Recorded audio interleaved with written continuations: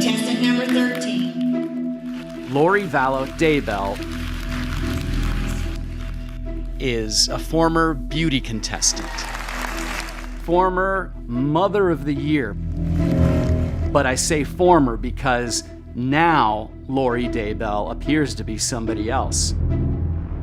To everyone who knew her, Lori was a loving mother who would never harm her children, but 4 weeks of testimony in the murder trial would prove otherwise. The prosecution chipped away at the facade of the former beauty contestant until it exposed Lori Vallow Daybell for the person she really was. The prosecutors left no stone unturned to paint Lori Vallow as a ruthless person, a master puppeteer pulling the strings in a heinous murder plot that resulted in the death of 3 innocent people: her 16-year-old daughter Tylee Ryan, her 7-year-old son JJ Vallow, and Tammy Daybell, Chad Daybell's wife of almost 30 years.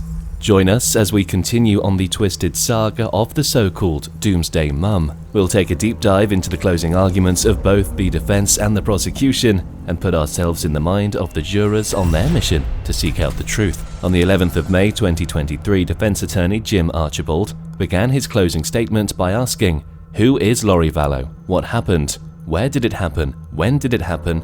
Why did it happen? It was brilliant, playing into the mind of the jury, trying to cast any and every shadow of doubt in their hearts possible, reminding them that they needed to be convinced of Lori Vallow's guilt beyond a reasonable doubt. He spoke about her background, how she was born and raised in California, how she got married straight out of high school and went on to marry 4 times before Chad Daybell. He spoke about her only surviving child, Colby, from her 2nd marriage, Tylee Ryan from the 3rd marriage, and JJ, whom she adopted together with her 4th husband, Charles Vallow. Charles had 2 kids, Lori had 2 kids, so they adopted a child to have one together, and that was JJ. Now this is where things started to get interesting. The defense set in motion the idea that Chad Daybell was the mastermind and that Lori Vallow was a helpless accomplice. The defense paints Lori Vallow as a person who fell under the spell of Chad Daybell, who she met sometime in October 2018. She was a fan of his End of the World books. She believed in his teachings and eventually became enthralled after their first meeting. Chad Daybell approached Lori Vallow as someone who she has spent her past lives with. He claimed they had been married in multiple past lives. They were archangels with a higher purpose, this time with a mission to prepare 144,000 people for the second coming of Jesus. To aid them in their mission, they had the ability to determine the light and dark ratings of people and to also cast out evil spirits from them. In Archibald's words, she and Chad were married in the temple and Jesus was there, so it was quite a remarkable change. The defense does state one thing as facts though. From October 2018 to November 2019, just a year after meeting Chad Daybell, 4 people are dead. For the closing argument, defense attorney Jim Archibald then raised the question, is this case about money, power, and sex? Obviously, he was bringing into question the theme of prosecution. Money, power, and sex. That's what this case is about. It didn't matter what obstacles she had to remove to get what she wanted. And if it was a person, it didn't matter who. The defense made one last bold move to take any motive away from the crimes Lori Vallow had committed: money. To prove that Lori could not have committed the crime for money, the defense made reference to Tylee buying a car back in April 2019. Going by this logic, the defense argues that whatever social security money Lori would have made from a dead spouse would never have equaled $500,000 a year. Still disputing the money factor, the defense established that Charles Daybell earned significantly lower than Charles Vallow. The defense went on to reference Samantha, Tammy Daybell's sister, who said that Chad is an author who has gone bankrupt because he could not sell enough stupid books about the end of the world. So would she leave Charles and go to Chad for money? And what did we learn about Chad and money? According to Samantha Gwilliam, he's an author who has gone bankrupt because he can't sell enough stupid books about the end of the world. So his wife Tammy, who would rather stay home with their 5 kids, she has to work at a school for $15,000 a year. And then from an insurance agent, we learned that Chad almost qualifies for Medicaid, but not quite, so he had to find an insurance plan because he made $20,000 to $30,000 a year.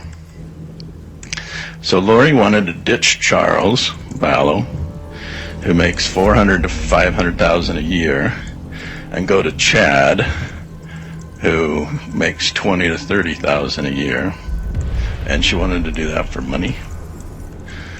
That, my math, that just doesn't add up.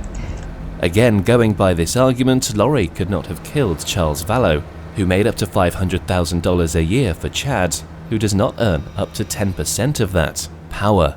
To prove that Lori could not have committed these crimes for power, defense attorney Jim Archibald established the fact that Lori Vallow had no power. The defense pointed out that within a year, that Chad convinced Lori that she was a powerful sexual goddess and the leader of the 144,000 who must save the world. Lori Vallow had no followers or converts. Converts did Chad have? I count maybe 6. Melanie Gibb, Zulema Pastinas, Audrey Baratario, and 3 from the same family: Lori Vallow, Alex Cox, and Melanie Bedreau.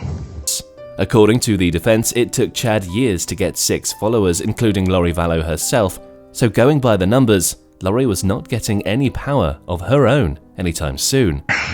We got 6. Chad got 6. Lori got 0. So, again, doing some simple math. Chad has 143,994 people left to gather before Jesus comes. So at the rate of 6 people a year, it'll take Chad 24,000 years to get his army assembled. So the math is ridiculous. Sex. To prove that Lori could not have committed these crimes for sex, the defense put Chad Daybell and Charles Vallow side by side. Defense attorney Jim Archibald asked if leaving Charles for Chad was really a trade-up. Another point made was the unfortunate rise of infidelity cases in America. Going by this logic, if Lori simply wanted sex, she could have easily joined the trend and had sex outside her marriage. So use your reason and common sense when you look at pictures of Chad and you look at pictures of Charles. Was it a physical attraction? To trade in Charles for Chad? Was that a trade up or was that a trade down? Is she falling in love with Chad because of his money? No. At this point, the groundwork had been laid. All that was left was to cement whatever doubts his argument might have created. According to the defense, Lori read his book during a vulnerable time in her life, meeting up with him and being told she was a special goddess and had a big role to play in the world must have done something to her. The defense then raised another question. For a fact, her children are dead, but is there any evidence to prove beyond a reasonable doubt that she was involved? From this point, the defense went all out to throw Chad Daybell under the bus. The defense compared the background of Chad Daybell and Lori Vallow. Prior to their meeting, the two were opposites. While Chad had always been questionable, Lori had not. Lori Summer told us was a good mother. She loved her children. She took care of them. She protected them from abuse. She never talked about zombies. She never talked about 144,000 or other weird stuff. She never talked about saving the world. Never talked about light and dark ratings. She taught her children good things. Tylee and Lori were cute together. Lori would never kill her kids, never agree for someone else to kill her kids. Then, the religious factor. The defense established how normal it was for a reason and common sense to be lacking when religious principles are involved. This is presented as a reason why she was enthralled by him for a long period of time. The defense also reminds the jury that there is no evidence that ties Lori to the crimes. Only Alex Cox and Chad Daybell have been confirmed to be in the backyard on the day JJ was last seen. The piece of hair found on the duct tape wrapped around JJ's body that belongs to Lori is not a smoking gun either. The defense argues that she was his mother and, as such, the fact that her hair was found like that does not make her a killer. With regards to the death of Tammy Daybell, Lori was in Missouri the day Tammy was shot at, and subsequently, Lori was in Hawaii when Tammy actually died days later. The defense rather urged the jury to consider the actual evidence. Alex and Chad were at the grave site in Chad's backyard. Alex's fingerprints were the tools linked to the crime. The FBI placed Alex at the gravesite for about 17 minutes on the day JJ disappeared. Not enough time to dig a meticulous grave and bury a child. Not enough time to find a board from the garage and perfectly line up rocks around the grave.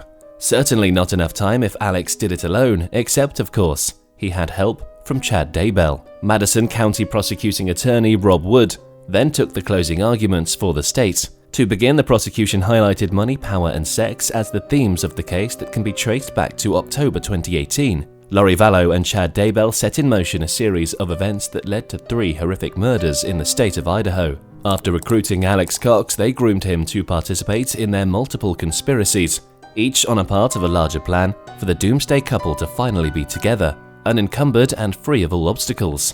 The prosecution was intent on proving beyond a doubt that this plan was driven by Lori Vallow's desire for money, power, and sex. As expected, the prosecution highlighted each Idaho murder one by one. The first, Tylee Ryan. Tylee was Lori Vallow's 16-year-old daughter. She was vibrant, and she had a whole life ahead of her.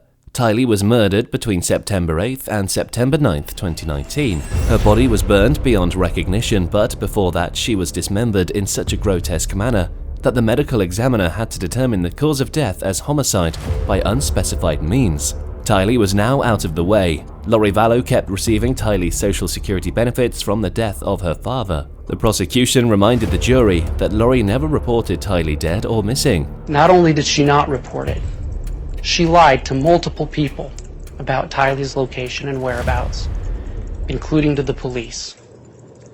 She had to keep her body hidden so she could keep getting the money. Next, the prosecution moved on to JJ Vallow. JJ was killed between September 22nd and 23rd, 2019. JJ had a white plastic bag placed over his head, where it was secured tightly with duct tape. He struggled to survive until his wrists, forearms, and his ankles were eventually bound with duct tape. A brutal and horrific way to go for anyone, much less a 7-year-old boy with special needs. Both children were buried like a piece of trash in shallow but very well prepared graves in Chad Daybell's backyard. Just like Tylee, JJ was also a recipient of Social Security benefits from the death of his father, Charles Vallow.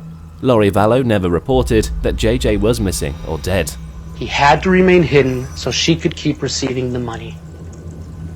Lastly, Tammy Daybell. The loving, active, and healthy 49-year-old mother of 5 was murdered in her own home by asphyxiation. The prosecution conceded to the fact that Lori Vallow was not in the state when she was murdered, but emphasized that it was all a strategy.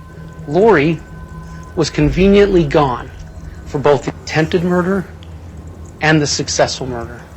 She was conveniently out of the state. Those trips were not coincidences.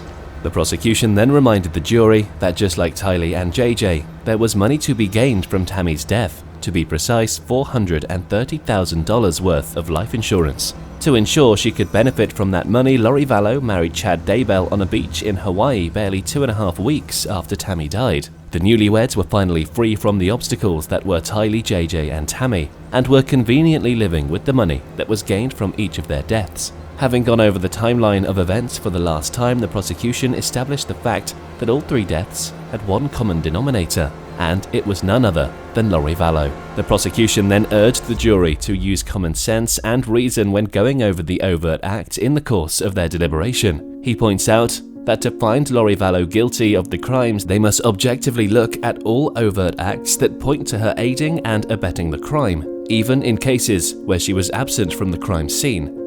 Who aids and abets, who assists, facilitates, promotes, or encourages a crime to happen, is just as guilty as anyone else involved in the crime. Aiding and abetting is just the same as pulling the trigger. The prosecuting attorney, Rob Wood, then highlighted some notable overt acts. As seen from the text messages and testimonies from the people around her, Lori Vallow endorsed religious beliefs to encourage and justify murder.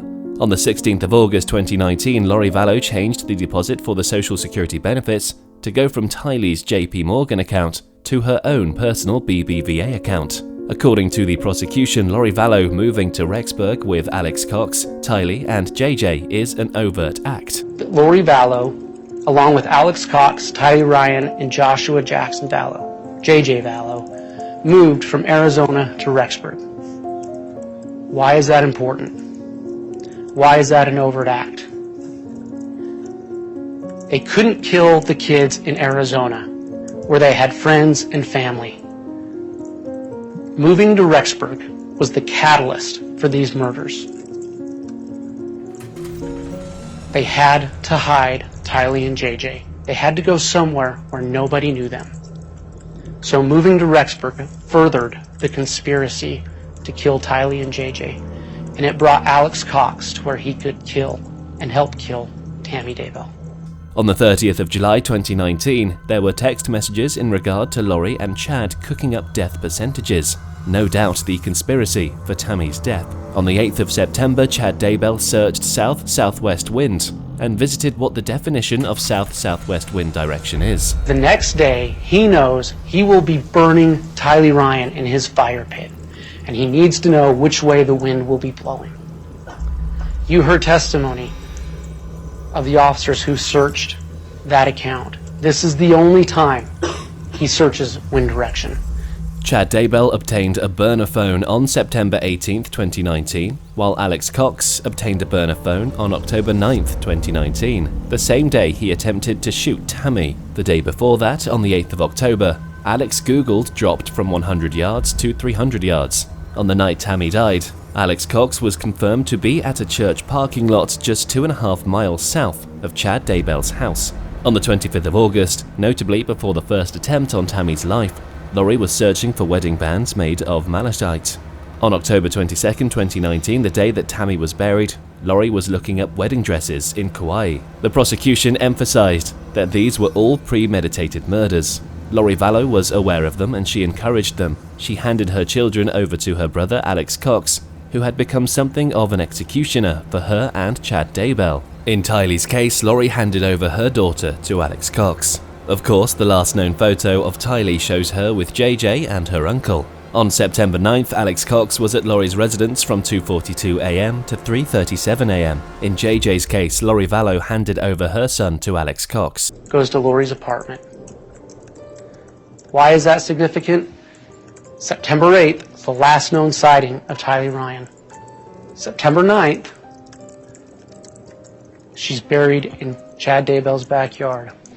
On October 9th, the day Tammy was shot, Alex left Lori's house for Sportsman's Warehouse, where he brought the black mask, the mittens, and black pants. The jury was also reminded of Zulema's testimony that night. She had testified that she heard Lori get off a phone call and angrily proclaim, "He can't do anything right." You remember Zulema Pastena's testimony that night, about that night. She hears Lori get off of a phone call and angrily proclaim, "He can't do anything right." Because he failed. He failed when he tried to kill Tammy that night. After laying out all the evidence, the prosecution then began to prove that, contrary to what the defense argues, money, power, and sex were all driving forces for these crimes. Sometime before Tylee was killed, she made sure to change the deposit on Tylee's Social Security. The same can be said for JJ and the Social Security he was receiving after Charles Vallow's death. Changes the deposit on Tylee's Social Security. Tylee was receiving her own money. You heard testimony about her spending habits. She was paying for her Jeep, she bought fast food, she lived like a normal teenager. And then Lori takes that money and starts putting it into her own BBVA account.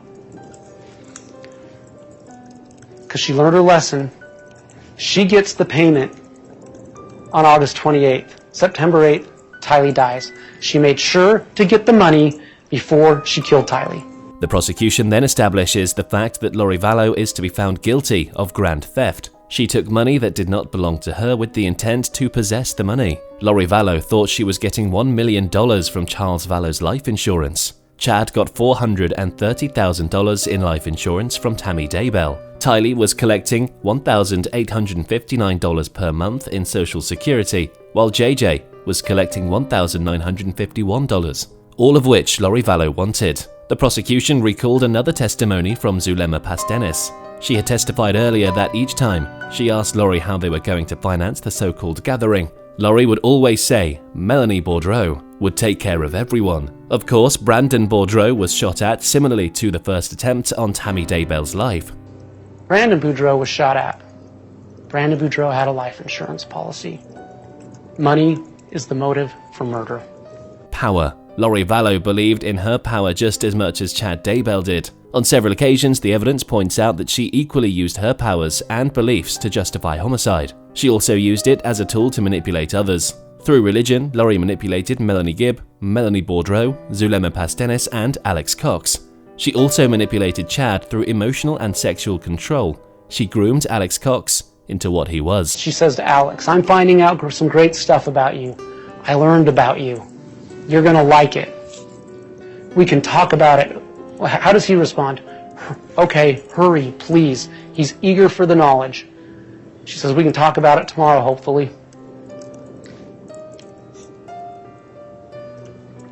They move to Rexburg. He's going to go sight in his rifles. Fun. You need the practice. Lori Vallow is telling Alex Cox what to do. Sex. The desire to be together, free from all obstacles, is a clear motive for the crimes. The texts exchanged between Lori Vallow and Chad Daybell are often sexual, often about their future, often about plans to be together, and often about dark ratings for anyone that could prevent them from being together. The prosecution recalls a particular conversation on the 13th of July. Why did Chad do this? Because Lori was just as in control of everything as he was. Who you heard from testimony in other places in the iCloud is established as Tylee Ryan. What does Lori say? She doesn't say, you know what, maybe we shouldn't kill my kids. She says, okay, find out her percentage for me and JJ's. And when Chad talks about Tylee's low death percentage, meaning she's close to death, and how JJ needs to follow Amy into the light, ladies and gentlemen, we all know what it means to go into the light. He's talking about a young boy's death. And he assured JJ that Chad would be there, James would love and take care of his mommy. Because JJ's going to be gone, because he's followed someone in the light. And how does she respond? Again, she doesn't say, maybe we shouldn't kill my kids. That is sweet. I miss you desperately. She wants these children gone. There's no doubt. She wants these children gone. She is encouraging their murder. To close his argument, prosecuting attorney Rob Wood asked the jury what justice for the victims required. He reminded them that it required a conviction of each and every count, that Lori Vallow conspired for Tylee Ryan to be killed and to keep her money.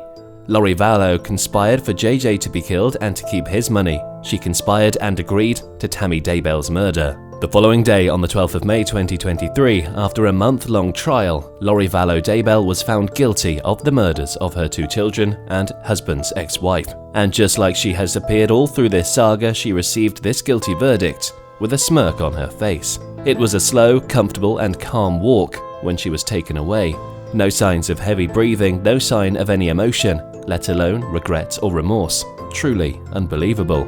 Justice has prevailed, but is it over? No, not by a long shot. The world still has more to see from Lori Vallow Daybell. Now held at Madison County Jail in Rexburg, she awaits her sentencing hearing, which could take months to schedule. The victims' families might get a chance to speak directly to the judge during these hearings before it's announced how long the sentence will be. After sentencing, Lori Vallow will then face 2 new cases in Arizona. She is charged with the murder of her then estranged husband, Charles Vallow, who was shot and killed by her brother, Alex Cox, in Chandler on July 11, 2019. It was initially ruled as self-defense until details about the death of her children were discovered, and also the text between Lori, Chad Daybell, and Alex Cox came to light. Additionally, the Maricopa County, Arizona Attorney's Office has said it intends to prosecute Lori for an incident in Gilbert on October 2, 2019.